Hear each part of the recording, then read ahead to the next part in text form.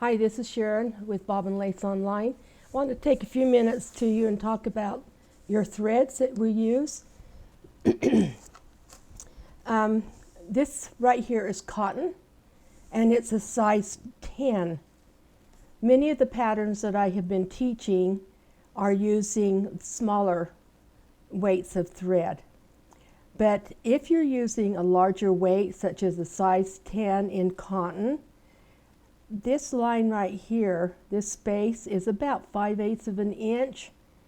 So you would need to probably enlarge your patterns to accommodate your threads.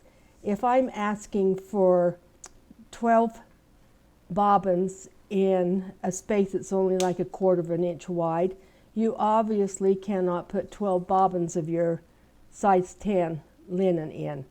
So I would increase the pattern just a little bit so it doesn't distort it too much, and then adjust your thread count according to that, because most of the time you don't have to use as many bobbins, or you can use less bobbins depending on the pattern. This one here is a 12, and it fills up that 5/8 of an inch space.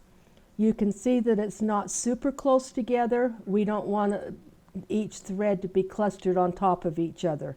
And of course you'll have your worker pair that goes across too. So technically you would have 7 pairs on this 5/8 inch. This next thread here, it's hard for me to keep them down because it's not sticking very well to tape, is a size 20, and it's also cotton. And this has the 12 threads in it. And it's about 1/2 of an inch.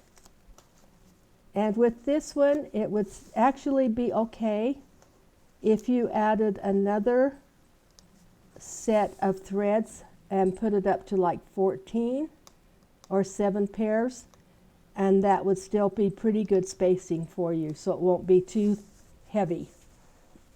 Our third one is cotton also, and it's a size 30. Here again, I've got about 1/2 inch, and I've got the 12 on this one, and that's a pretty good spacing here. The next one over here is a linen thread, and that is approximately 1/4 of an inch, and this is also 12 threads, and that's pretty good spacing. So you'd have your 12 threads as your passive pairs, and then your 14th would be your worker pair. This one right here is not cooperating with me, and this is also linen, and it's a size 60. There's not an awful lot of difference between the 50 and the 60.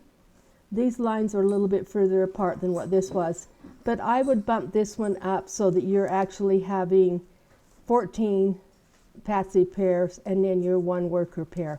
So I hope that clarifies a little bit for you the different weights of your threads, so that you can adjust the size of your pattern according to the weight of your fabric, of your linens or cottons. The other things I want to emphasize is the fact that when you enlarge a pattern, it not only makes it wider for your pattern, but it's also going to change where your pin dots are.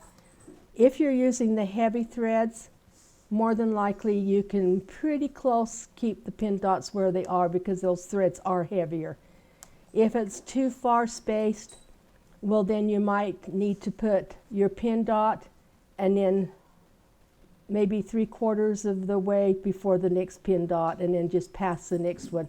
So kind of judge when you're doing your own custom work and made up a pattern yourself. You'll want to know how to do that spacing for your pins.